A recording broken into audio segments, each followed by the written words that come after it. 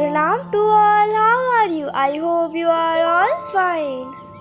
This is the Sadabahar plant. This is a small shrub bearing purple, pink or white flowers throughout the year and hence called Sadabahar and is known as periwinkle in English. But the plants you see right now are not our plants right now. Yes, this is our last year's plants in June.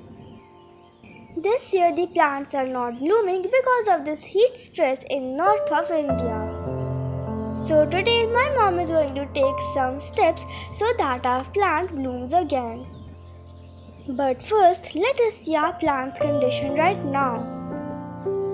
As you can see, it does not have many flowers and neither is it bushy or healthy. Most of the leaves are faded in color. And you will be shocked to know that these are the plants from last year. So the first step is to remove the plant from the pots. Because we will change the old soil into a new soil. During this time, my mom is doing some pruning of the stem. Pruning helps in lateral branching, which makes the plant more bushy. Do you know there are many benefits of this Sadabahar plant? This helps in type 2 diabetes, hypertension and even helps in cancer. So to take its health benefits, Sadabahar flower petals are used to make an juice and is consumed.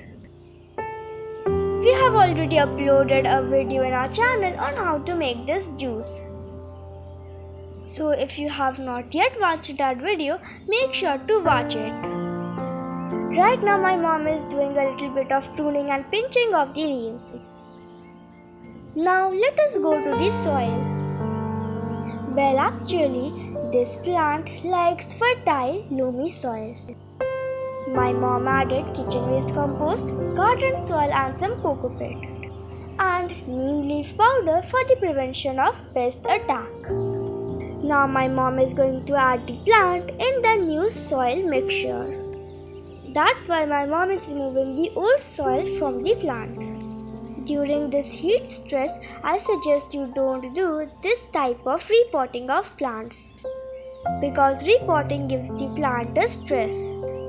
And because of the heat stress and this repotting stress, the plant can eventually die. So if you are doing this, you are doing it on a risk. But my mom has successfully removed the plant from the soil. Now she is adding the new soil mixture that we just made.